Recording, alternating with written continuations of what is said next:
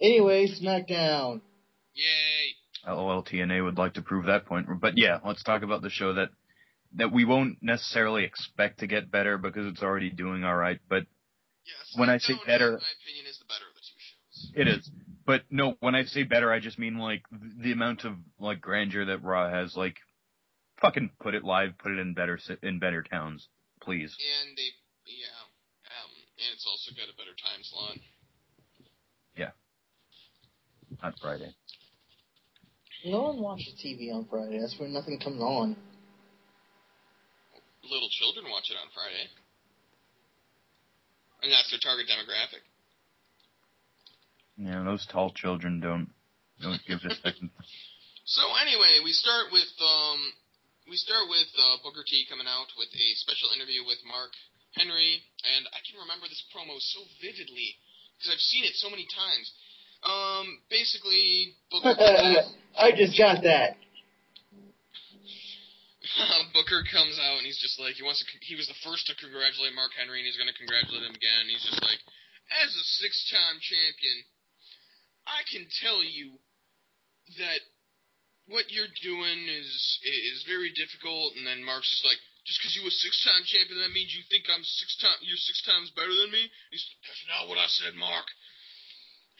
And then he's just like, Mark, why don't you try and be nice? You can have so much influence over the WWE Universe. And Mark does his whole, I was nice for 15 years. Where did that get me? European Championship and the ECW Championship? Nowhere! And, ECW Championship aside, you kind of have to side with Mark Henry. I do. I know.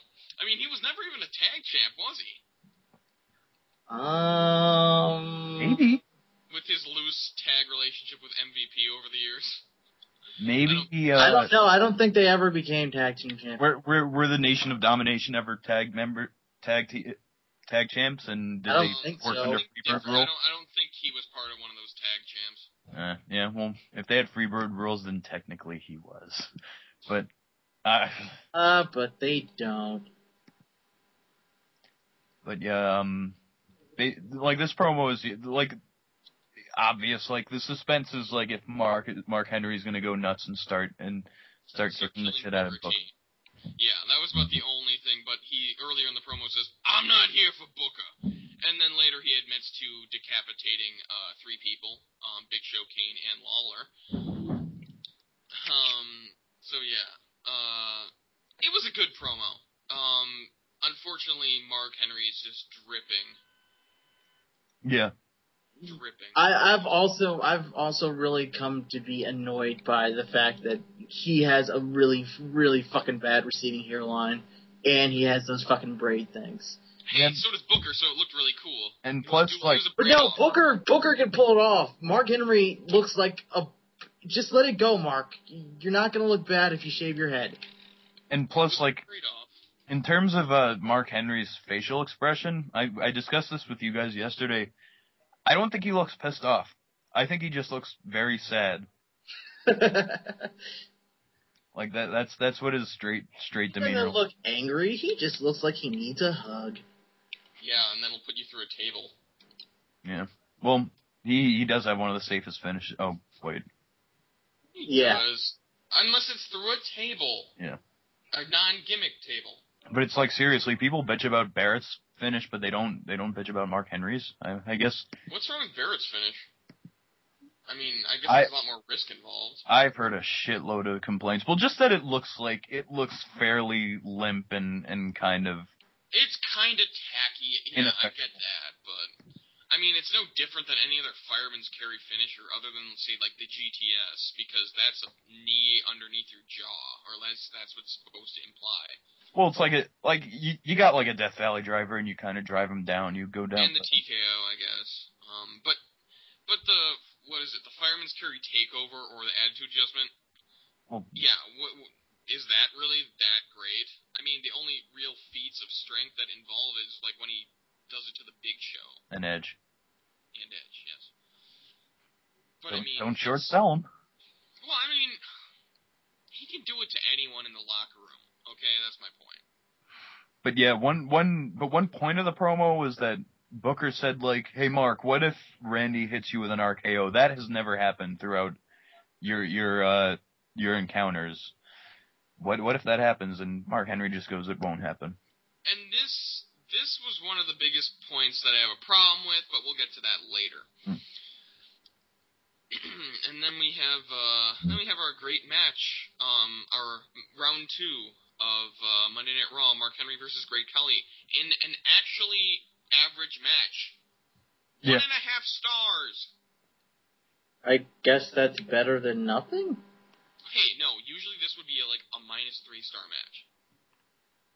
It was, I mean, strikes, punches, very, very ginger slams. Like, it was kind of what you'd expect it to be. Mark Henry took 2 Khali chops to take him off his feet. But nonetheless, I don't really have much of a problem with it, considering the 2 involved. Yeah, I mean, if you're expecting a 5-star classic, folks, you're gonna be very fucking disappointed. Well, either that or you're Robert GBP, and then you'd be quite happy with a match like this. But also, just one thing I guess I'd like to note is that they always, a lot of times I hear people saying that Mark Henry picks Great Khali up with ease, but I see him struggling with the leg area. It looks like it's uneven on how he's carrying him when he goes for the World's Strongest Slam. So I mean, I don't know how easy it is for him to pick up Great Khali. I mean, I know I can't do it, and it's still impressive that he can do it, but it doesn't look like it's the easiest thing for Mark Henry to do. Granted, he can do it, so that's good too. But yeah, post-match he basically Pillmanizes Khali. No, nothing more to see here. I mean, I guess just like a reminder of what he did to everyone, because he's kind of been holding back in terms of really putting people out. Yeah, I guess that's another head to add to his wall. Then we have a brief backstage thing where Khali's getting taken out in a stretcher, and then Jinder Mahal is there shouting some nonsense. Yeah, and he's pretty much as inconsequential as possible. Yeah, Teddy I don't know what the orders him point to he get was out. there for. Does anyone know why he was there? I don't. Yeah. Khali's probably going to go back to India and shoot another movie in 2 weeks and then just come back to Raw. And then kill another cop. Has he actually killed someone? No, he was a cop. He killed a wrestler inadvertently because he wasn't taught how to do a flapjack correctly or something. Oh. That's who he killed. And he's spoken on the issue and said he was very sad. It was while he was being trained to be a wrestler and while he was probably still on steroids because he was a bodybuilder. He was all gassed up. Anyways. Match number 2 of the night. Air Boom versus Swagler? Yeah. Jack Swagger and Dolph Ziggler. Well, no, it's actually Bourne versus Swagger, but I mean. Oh yeah, that's right. May as well have been a tag match. Yeah. But Did not like this match. Actually, yeah, it's pretty much as Evan Bourne is going to get in terms of singles matches. He gets to hit his double knee counters and his single knee counters and his spots for 4 minutes. And I didn't like this because it's that stupid even booking that WWE always fucking does. I hate that. What do you mean? Tag team, the Air Boom wins Monday, but then Air Boom beats Swagger and Ziggler Monday. Granted, with Mason Ryan's help, but whatever, they won. Then on Friday, or I guess Tuesday, on the TV shows, Jack Swagger beats Evan Bourne, so it's like their win is canceled out by this win. Yeah. And it evens really, out. yeah, we don't really get anywhere as a result. Yeah, nobody gets over because of this. You Okay, basically have to have 5-star matches for even the loser to get over. And they don't have 5-star matches often in WWE. I mean, granted, the last one happened in July, but that was... The thing is, the 5-star match it's not just the wrestling involved, it's the build to it, it's the result, it's the entire environment surrounding the match, too. A crowd can kill a 5-star match. if there's no crowd involvement, then the match can quickly just go down in like ranking, you know? Yeah. If the crowd is into it, you're just like it brings even if you're watching at home, it brings you more into it. But yeah. What was it? Sin Cara is next. Sin Yes. Cara and Sin Cara versus Heath Slater. Yeah. Woohoo! I can't see how this one's going. We have the announcement that Sin Cara will face himself at Hell in a Cell. Hooray! But yeah, I had no idea how this fucking match was gonna go. Being that Heath Slater was involved, so unpredictable. At least he wasn't dancing around in the ring. Somehow he got an entrance, though. Yeah, really? That was weird. Yeah. Yeah, and we got to see his Titantron where he shows his head shaking and his arms outstretched and It was boss. Yeah. Sin Cara wins with the Swanton. Yep. Referred to as the Fallen Star from what I'm reading. And yeah, Fallen Star, that makes more sense for a heel than for a fit. But either way, Since this was the original Sin Cara, it's weird to note that he's using that as a finisher. I guess they did it so it would make it seem like people couldn't tell. Yeah, there would be a blur. Well, but the thing is, no longer. There's this weird thing that I might note that apparently it's just the current weird Vince story that he wants to go back to announcing the guys at their actual weights and heights. So they announced Kali's build height is 7'4", 420 pounds.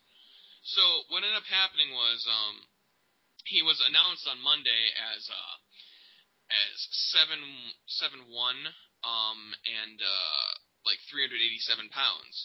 And then Michael Cole calls him 7'1", 387 pounds. But then JR, who apparently didn't get the memo, calls him 7'4", 420 pounds. So, on SmackDown, I think it was last Tuesday, not the show we're reviewing, but before that, they referred to each Sin Cara as different heights and weights, depending on which one came out. Huh. The plot thickens? Yeah, no, and so the announcers still have to play dumb. Like, they can't tell which one is which. I mean, Booker can tell because of the black mark on the boot. There is no black mark. No, the funny thing was Booker even changed his like he mixed them up. Which one was the real Sin Cara and which one was the fake? He's like, that's the real Sin Cara. You said that about the other one. And he's like, they must have switched boots. No one mentioned. Let me get this straight, Booker. Two guys who hate each other. Yeah. Switch boots. They seem like they're on speaking terms. But yeah, no one seems to put over the blonde tuft of hair that Mystico has. Yeah, it's a great rat tail. Well, he didn't have that before. Yeah, we'll see. He had a little he needed a haircut the first time he came out, and you could see black hair, so he dyed his hair. Or bleached it. At any rate, this is where the plot really thickens. Yes, the other Sin Cara shows up on the Titantron after Sin Cara's very chess battle match, and the first thing he does, pulls off the gold and blue mask to reveal a black and red mask. It was pretty dope. Yeah. It looked like Lord Zed. I kind of realized. Dun dun dun dun dun dun. I haven't seen that in years. It's on You Netflix. remember the song though, don't you? Not Zed's. That was Zed's. I really don't remember Zed's. I like I said, I haven't watched that since it aired. But then again, it's on Netflix, isn't it? Yeah. But yeah, we pretty much realized that with this mask, you could put any color on it, it looks more or less badass. Well, I don't really like the original color scheme, to be honest. Yeah, it's wearing on the you. The blue and gold is the... It's like an aqua in gold. It's a turquoise in gold, and it just... I don't know, It's weird. When he came out Money in the Bank with the original mystical colors. colors, yeah, I was just like, oh, that looks so much better. Why can't he wear that all the got time? put through a ladder. And I was like, oh, we're not going to be seeing him for a while, are we? He looked like he legitimately got fucked up. Like, if I didn't know he was on the steroids, I was like, damn, he took that bump bad. I don't think he's ever been in a ladder match. Yeah. Or you could And the ladder was gimmicked too. Yeah, it was a wooden one. You could see the sawdust. Yeah. But yes, back to Hunicara. He's doing the bilingual promo, talking in Spanish and English about how Sin Cara once stole his identity. And did he actually mention Mystico by name, or? No. He might have in Spanish. I don't know.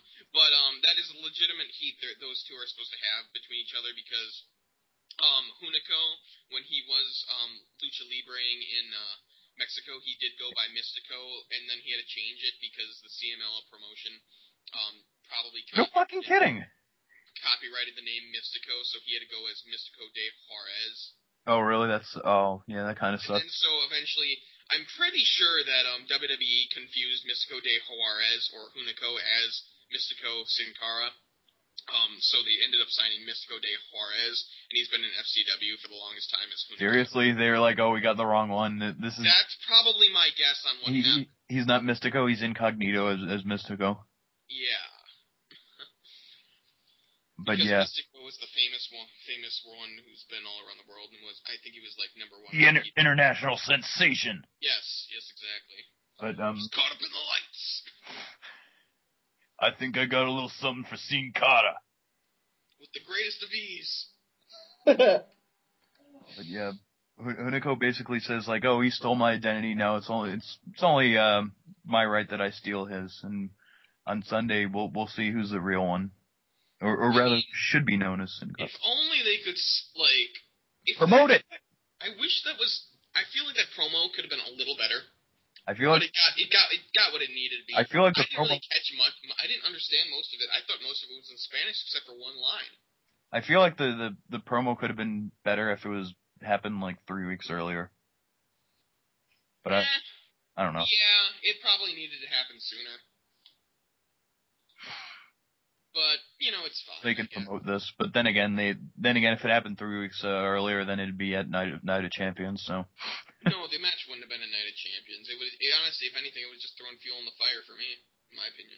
No, that's the joke. It's just that like if it happened 3 weeks earlier, then it would have been the rushed lead up to Night of Champions. I guess so. But the thing is, I have a feeling they were just building the feud at that point. So they wanted to develop it, and I think they did a pretty good development of it with all the run-ins, with the screwing out of the IC title, whatever, all that stuff. I thought that was good. But yeah, Triple H and Josh Matthews and Michael Cole have like banter back and forth about Triple H about whether he's a good COO. Of course, Cole takes the negative position. Yeah, no. It's funny because Michael Cole has been all over this, like this Triple H being good or not. I almost wonder if He's jumped the fence like 4 times. If they're satirizing Obama's response, but how do you mean? I think that's a little satirizing John Kerry. That like Cole's very.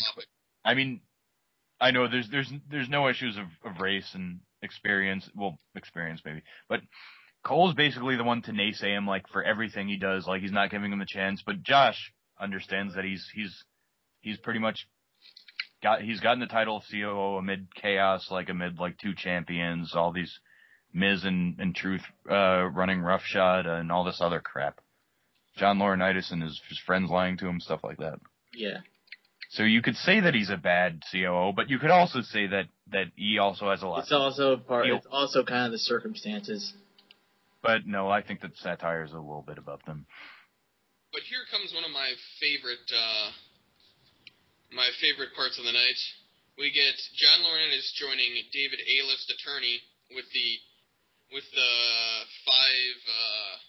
superstars that are gonna try a joint class action lawsuit against Mr. H. We got Dolph Ziggler. Vicky's back there. I think she counts. Christian, Cody, and Swagger. And so they're talking about that they're going to take action against Mr. H on Monday, and that Johnny Ace is like he's still with Triple H because he's a company man, which is really weird because I thought he was just going to be giving Triple H lip service the entire time, where he's going to be lying to Triple H, saying he's with the company, but then he was going to support the class action lawsuit against him. So really, Johnny Ace character is like the most puzzling motherfucker on the show. Yeah, right really. His presence is intimidating, but he makes some of the stupidest decisions and affiliations. Right, like His whole thing, like surrounding this entire time, made it seem like he wanted to take control of the company. Now he's just doing it in a really stupid roundabout way with disgruntled heels. Right. Oh, you know what they're doing? They're hyping SummerSlam. There's going to be a team. SummerSlam. Survivor Series? Yeah, that's what I meant. Excuse me. I'm going. Yeah. Team Ace versus Team H. Probably. Yeah, that's one of the rumors too. There also was the rumor of Team Punk versus Team H, and then heel turn hasn't happened yet, so we'll see about that. The thing is, from what I hear, is they don't want to make Triple H turn heel. Damn it. They want to bring Vince back as a heel. Damn it, he's so good as a fucking heel. But he also, as good as he is, he can also be really fucking overbearing. That just depends on who's behind creative. Well, I've also read that Triple H in an interview said that he did not want to come back to the ring full time, but he'd do a match here or there. Mm-hmm. Sounds all right. More involved than Shawn Michaels, but well, Triple H is always going to be involved. Yeah. He's till married his daughters take over. Actually, geez, I don't know if that'll be possible. They probably won't care about wrestling at all. So yeah, so are we gonna talk in detail about this Kelly versus Natalya match? We're fucking. I thought we were talking about everything but that voided. It happened. Kelly won with a victory roll, even booking. Then after that, Beth was on commentary too. You know, for being such a muscular, put together, in shape woman, she has a very feminine voice. That's all I got to say about that. Oh, and then after that, Kelly got put in a glam slam, and then Natalya stretched her out with a submission hold. With a thing.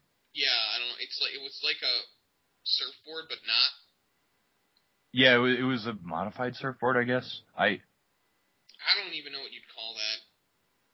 Because, yeah, but it looks painful. But this didn't look. I mean, on paper it looks painful. What happened to Kelly didn't look painful because she didn't stretch her.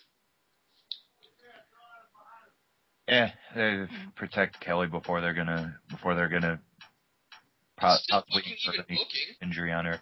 Win on Raw, lose on SmackDown. You see, WWE. This is what happens when you fucking fire Serena. This is what happens. You don't have anyone that can be a goddamn effective heel. Serena was quiet mostly though. She may have been quiet, but actually she was a mouthpiece quite a bit. Yeah, they let her talk. Yeah, a lot. She spoke a lot more than she fucking wrestled. She wrestled once, and then got fired because she liked to hit the bottle. God, she wasn't living the gimmick. But it's like she would have been a heel right off the bat just because she has short hair. Fuck. Woo. Yeah, Kelly wins with a victory roll. I guess then business as usual. Cody comes to the ring. He cuts a promo, doesn't he? Yes. Yeah, he cuts a promo on I can't remember. Basically, cuts a promo of Staples in his head. Randy Orton's a monster. Then he retained his title on Monday, but he's got to defend it again today against Sheamus. Yep. But he calls Sheamus an Irish beer guzzling, bar brawling, 272-pound hard-headed braggart. Sounds like Cody. Yeah. Yeah. And then Sheamus comes out and we're expecting story time, but instead he basically just says, Cody. He asked Cody if he remembers when an Irish beer-guzzling, bar-brawling, 270-pound, hard-headed braggart came to St. Louis and beat Cody unmercifully for his Intercontinental title. And then he says it is an Irish folklore, and you can quote me on that. Yeah. So, Good match. Yeah, it was actually a really good match. I enjoyed this match a lot. Yeah, specifically because, like, Cody knows what the hell he's doing in terms of, like, psychology against different opponents. In this one, he was very tentative for, like, the first minute or so, like, really kind of waiting around. And then he thought, okay, I'm going to assault him with everything he got and quick strikes and, like, very aggressive stuff. But then he realized that Sheamus's strikes are even harder. Yeah, but I still really love how he does the what's it called? The beautiful disaster, the springboard kick to the head. Oh yeah, he does it so well. Yeah, he just pops it out like it's a second nature for him. Yeah. I know, and he just finishes his jobbers with it. So I mean, just put a Heath Slater in the ring, give him an IC title shot every week, and he'll still lose. But yeah, not really knowing what else to do, Cody goes for the arm throughout the. He goes for his left arm and left shoulder, and it seems to work. Though Sheamus responds usually with a shitload of powerful offense. But before there could be a definitive finish, like both people getting a pretty good advantage of each other, Christian comes out and DQs, and Sheamus wins. That was a low. There either will be Sheamus versus Christian on Sunday, isn't it? Yeah, it was. Maybe who the fuck knows? We might see another match between Cody and Ted DiBiase. I don't think the IC title is going to be defended at all because he just defended twice and the go home shows. Well, I think it would kind of fit in with Triple H basically overbooking the fucker. Right, but he's already overbooked Christian, and now it's possible, I suppose. All right, and now my favorite match of the night. Zack Ryder versus JTG, or JT Jizzle, as Booker put it.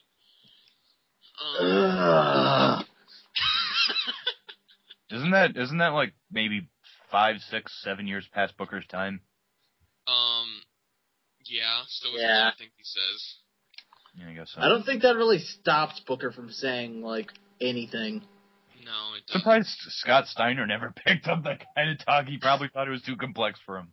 For shizzle! For shizzle, my whistle!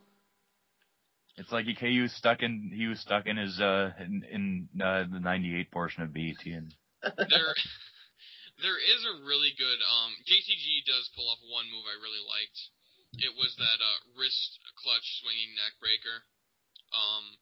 It's kind of like how Randy Orton does that fireman carry neck breaker that looks like a diamond cutter, but it's not because he's got him in the opposite position for it.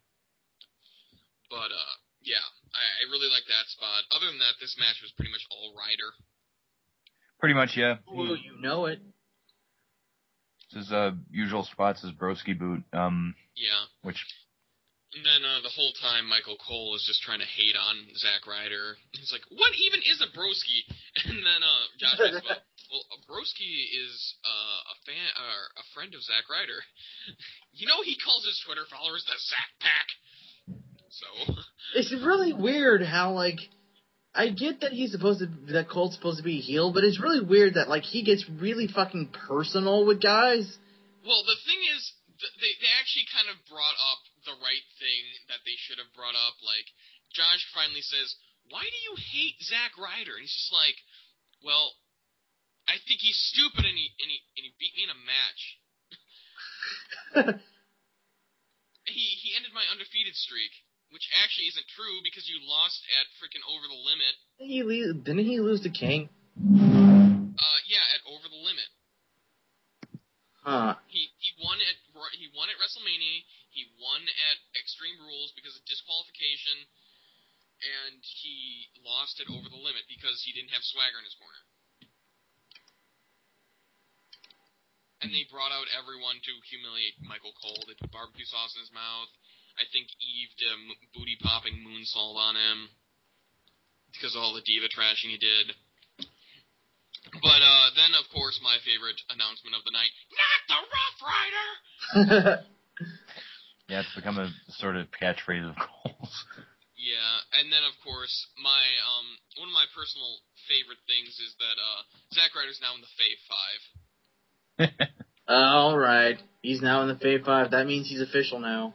Yeah, along with he has arrived. Granted, he's probably still number 5 in the Fave 5. Yeah, along with a dozen other people that are in the Fave 5. Hey, actually, you know what? He probably kicked Drew McIntyre out of the Fave 5. Yeah. Booker, you'd fucking be shit at fantasy TNA booking. You know, I'm pretty sure the Fave 5 is still my boy D. Bryan, Hunicara, I don't know which one, both. It's the Fave 6 right now. Sheamus, Wade Barrett, and Zack Ryder. That's the Fave 5. Ugh. You know, it's so funny about the Fave 5 because the Fave 5 is subject to change at any time without notice. So really, it means nothing. Really? Yes, that when he announced the Fave 5 on the first show, when he just started listing off random guys who were in his Fave 5, he's just like, because Michael Cole was like, did you name like 7 people tonight? And he's like, well, you know, the Fave 5 is subject to change at any time without notice. Yeah. Booker.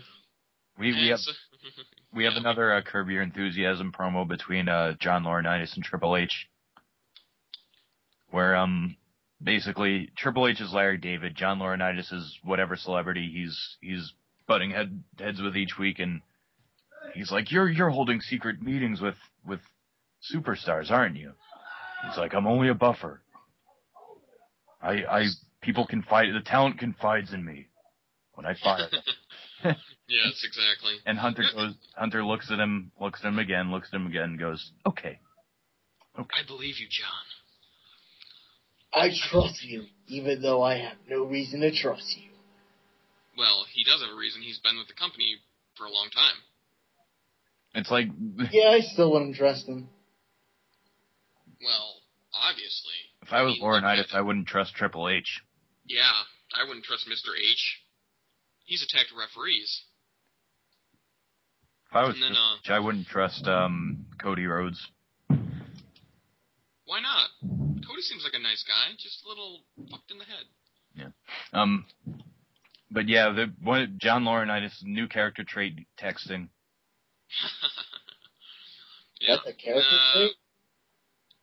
After I thought commercial. that was just something he did. Well, no, he's always texting Kevin Nash. Oh, right. Who's got a quad injury. Matt Striker is... Wait, does Kevin Nash actually have a quad injury? He's injured. We don't know what's up with him. When he came out when was it? When was the last time he came out? Night of Champions. They gave the referees put up the X sign for him. Really? So, yep. True story. God damn it, dude. Yeah. Get your shit together, man. Yeah, Matt Striker interviewing Randy Orton. And that Randy's gonna end Mark's career Sunday. Typical Randy Orton promo. Not a face promo. No, not by any stretch. I actually remember this promo distinctly by a fucking... Yeah, Randy's just like, I've committed so many sick and twisted atrocities. He's like, did you see what I did to Cody Rhodes last week? I gave him 9 staples. In the head. And I don't regret a fucking thing. And Mark better hope that Randy hits him with an RKO. And it's all over. Because, you know, the longer the match drags on, the more pain Mark will be in. Hey, so guys, I'm going to shoot an idea. I wonder if... I want to know what you think about it. Orton, Henry, double turn. They're never going to turn Randy. People just don't care about Mark Henry enough to do a double turn. Yeah. Yeah, probably. They would have to put him over really big as a, hero type of guy, and that's not going to work for Mark Henry. Yeah, just people hate Mark Henry right now, and it's borderline go-away heat. And with some people, it is go-away heat. Me, I like it. I am perfectly fine with this. I don't. Yeah, you're on the fence here, but I will convert you. This is good because Randy Orton doesn't have the title, and Randy Orton better not win tomorrow on Sunday. Because that would just be bad. That would be bad for booking. Maybe it would be good for business, but I don't think having Randy with the title is really going to increase your house show attendance or your SmackDown attendance. I think Henry. Oh wait, I don't know if they're gonna have two faces. I mean, two heels win, but I personally think. We'll get to that during the rundown. I think it's just dumb booking to have anyone but Cena win Hell in a Cell. I mean, as much as I hate to say it, Cena should win Hell in a Cell. And Henry should win Hell in a Cell. I mean, I know it's kind of title hot potato, but like I wouldn't have any problem from a logistical standpoint if CM Punk did, just as like a kind of dark horse in the title picture who was forgotten by the other two. Right. I mean, granted, I know what's going to happen, and what's going to happen is they're going to change their mind like 4 times before showtime, and they're probably just going to, right as they come out of the gorilla position, they're just going to be like, and Del Rio wins, Del Rio wins, Del Rio wins. Okay? That's what's going to end up happening. And that's just because they don't know what the hell they're doing anymore. Which is so unfortunate because they were such a more safe style than they did in the Attitude Era, and they were booking months in advance then. But yes, let's move on to Christian versus Randy Orton. Another good match that didn't have a finish. Yeah. Of course, count out. This being the 8th time that they've squared off. 9th. Wow, I am always off by 1, aren't I? Yeah. The scorecard reads Orton 7, Christian 1, and now it's a draw, and that's a 1.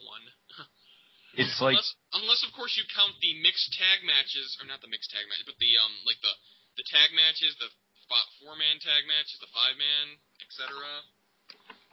Unless you count those matches, because then I'm sure Christian manages to get his team probably won 6 times out of all those mixed tag or those tag matches, so it evens out. It doesn't. Yeah, but I'll say that rewatching this match, the first time I watched it being a Randy Orton Christian match, I regard it as good. Didn't pay attention too much to it because it's a Randy Orton and Christian match. I've seen it so many times. They go over the usual spots. Rewatching though, I liked it. I think that there was a different mood between the two. There was something a bit more desperate about both of. Well, certainly Christian, but Christian's always desperate. But I feel like I have to get this win because I don't know when I'm gonna fucking win again. No, I don't know when I'm gonna get a shot again. Yeah. I can't just ask for one. Somehow get it. But I don't know. There's no way I can defend this match, but fuck it, I liked it. I thought it's not a bad match. With we know everything that happens. No, but I don't think they. Well, I don't know. I guess I'll have to watch them all in order. What didn't they do? Tell me what didn't they do? The only unique thing is that Orton used a spine buster, and Orton rarely, if ever, uses a spine buster. That was a good spine buster, but again, I feel like there's some kind of something psychologically. But I will say that the psychology they worked in this match probably would have worked better in the cage match. The psychology for this match, or this feud, whatever you want to call it at this point, is dead. No, it isn't. It's dead, man. It isn't because I say it isn't. You're in denial. Fine. No, I'm not. Yeah. Double count out. Orton doesn't give a shit. Christian doesn't give a shit. This will probably lead to give a shit either. They were just glad to see Orton. And yeah, this will probably lead to another match again between them next week, seeing as we didn't have a proper finish. I pray it's not. It will. Or in Vengeance. Yeah, I guess I could see Vengeance. Avenged tenfold. But yeah, we have our whole RKO. We have our whole RKO on the table tease, though Cody Rhodes comes out and the first thing he does is jump on the apron and chuck kick the fuck out of Randy. It was great. Another beautiful disaster. Sorry. And Orton's about to recover, but Christian adds the attack, and soon Sheamus makes his way, chases Christian the hell out, and take the last part because you're the most vocal about not liking this. Okay. So the entire show, they've been building that Mark Henry has never been hit with the RKO. They've been hinting that Mark Henry cannot be RKO'd at all. He's just too big, he's too strong, too powerful to have it done to him. So then you have him come out. He World's Strongest Slams Orton, right? Yeah. And then he World's Strongest Slams him. Orton. And that's supposed to be his finisher after Henry already dodged the RKO, which really properly builds to this. It's good. And then he dodges it, hits Randy with the World's Strongest Slam, and then Henry's going to go for the Pillman spot on Orton. He gets the steel chair. As he enters the ring, Randy gets up. Basically, he doesn't necessarily no-sell it because Mark Henry's slow and it took him a while to get the chair, but he gets up and RKO's Mark Henry, which is ridiculous because that doesn't help with the build of this match. How does that help? You want to buy this because you don't think Randy Orton has a chance. He can't hit the RKO on Mark Henry. How will Randy pull through? How will Randy do this? Will he hit the RKO on Sunday? You're right. It doesn't help for the story, but I will defend it. Number one, because it took Mark Henry, he contemplated leaving, and then he went for the chair, and then he was slow getting in the ring. Then Randy Orton dodged and RKO'd. From that perspective, from another perspective, in terms of the World's Strongest Slam, it took two of them to take Orton down.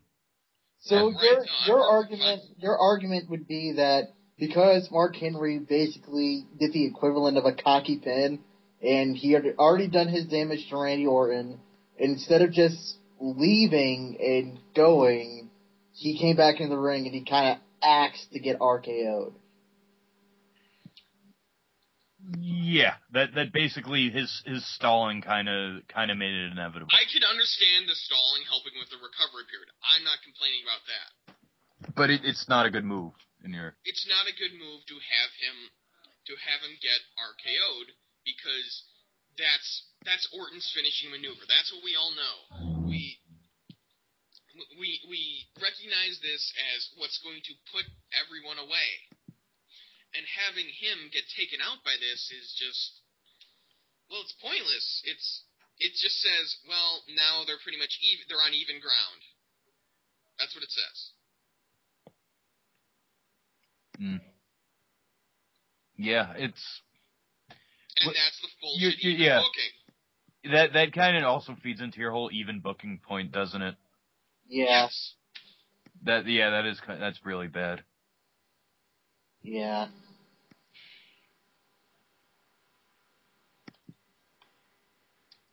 Anyways.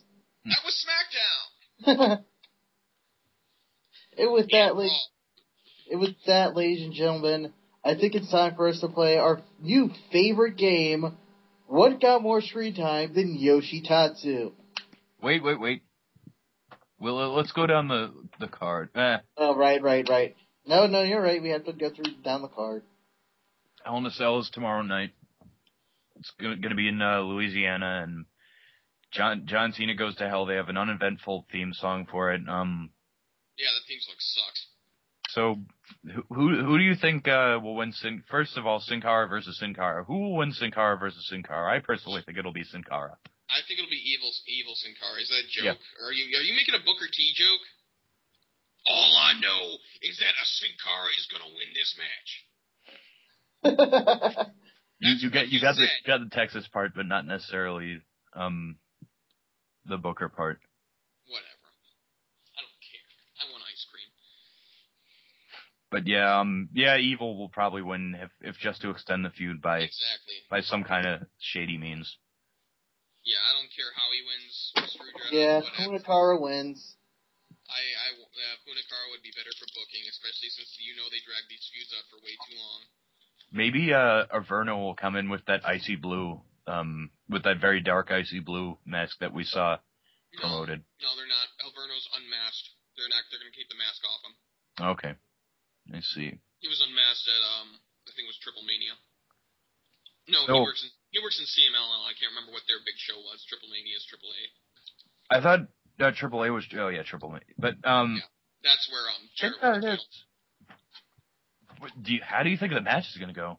Like, I'm honestly kind of worried about the match.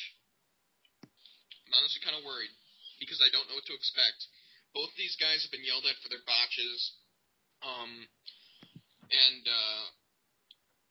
It's kind of it's on unsteady ground. I mean, I just hope both of their inner lucha libres can come out, and hopefully they don't have to go to Japan like Vince Russo wants. Maybe Incognito and Mystico met like during the dispute. You never know. Like back between CML and AAA. Maybe they've worked matches before. Who the fuck knows? I'm not sure. I couldn't tell you that. So then what else we got? Sheamus versus Christian. Obviously Sheamus should win this. Yeah. Especially since they don't give a fuck about Christian. Yeah, Sheamus has been on a big push lately too.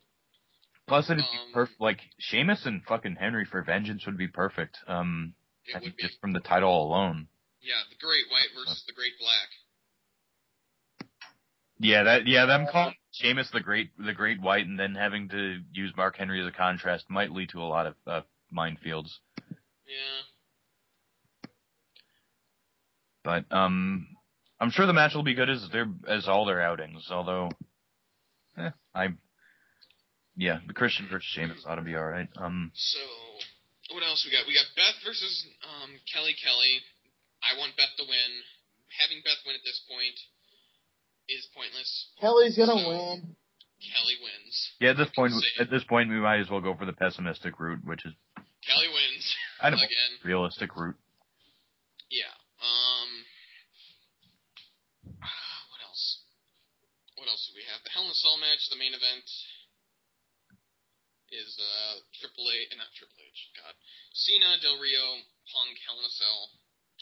Punk seems like the least obvious or the least likely of all of them, which sucks. Yeah, because he's I hate to say it, but he is kind of a non-entity. Like although he made a rather smooth transition from like disputing with Triple H to this, just because like he was just given a shot at the right time.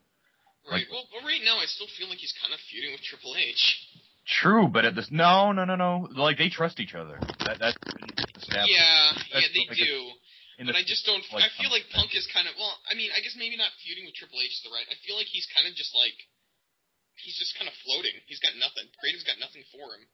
So he's just like, well, we left this on the table that we're going to get a title shot after John Cena.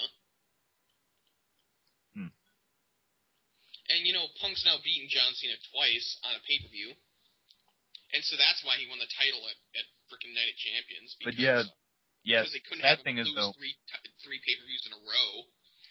So yeah, you think they're going to give it to Del Rio? If they give it to Del Rio, like that would be the original plan as they go into Mexico. I mean, honestly, no. But Cena. I say Cena. It's going to be Cena. Have him keep it until Vengeance, where they can have a number one contendership match between Punk and Del Rio. Del Rio beats Punk, probably with help from Ricardo. That would be my guess. And then he makes Punk tap out in the arm breaker or something. Yeah, like if Del Rio's going over anything to retain the championship, or excuse me, to regain the championship, it's going to be against Punk. John Cena's not laying down. Right. Henry versus Orton. Probably spoke about.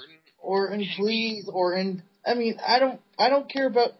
The thing is, I really don't care about either one of them as champion anymore. So. He's the first black world heavyweight champion since, like, ever. Since The Rock. Well, no, since Booker. The Rock is half black. We don't count him. Since Booker, then.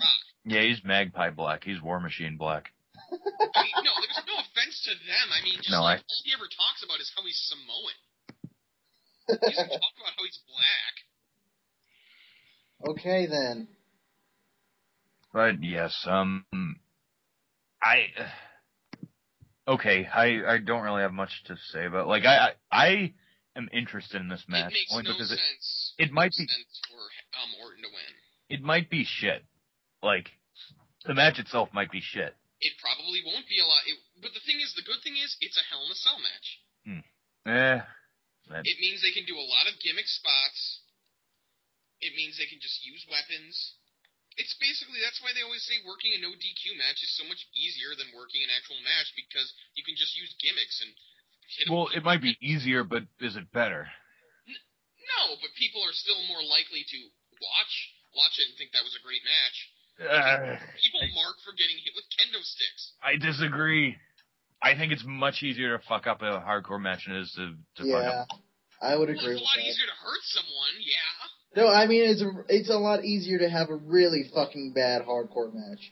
Like a very muddy, directionless kind of plotting type Yeah, that's pretty much every single Axl Rotten match. Also, Undertaker and Kane when they feuded.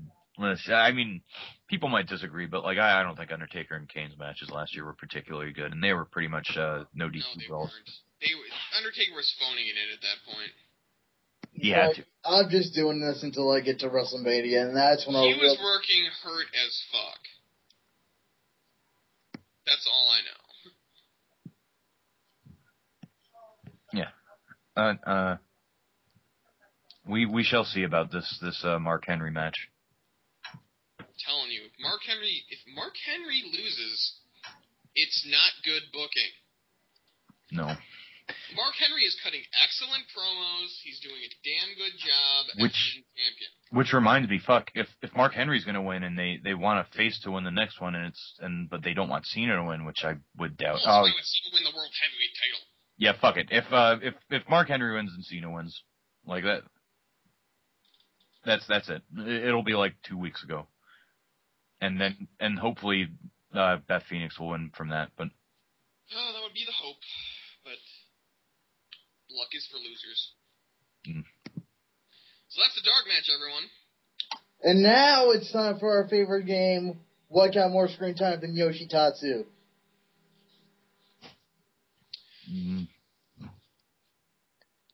Even booking got more screen time than Yoshitatsu. Damn it. Fucking not Mark Henry. Mason Ryan's longer hair got more screen time than. He's got that Regal hair now. Kinda. Except for he's got black hair. He can't cut Mark Henry and Booker T's receding hairlines with dreadlocks both got more screen time than Yoshitatsu. They're styling and profiling, so don't be hating. Woo. At any rate, ladies and gentlemen, that was the dark match. I am No Leaf Clover. I'm Christopher Says. And I'm the Arrow. Good night, everybody. Good night and good luck. Night. New music.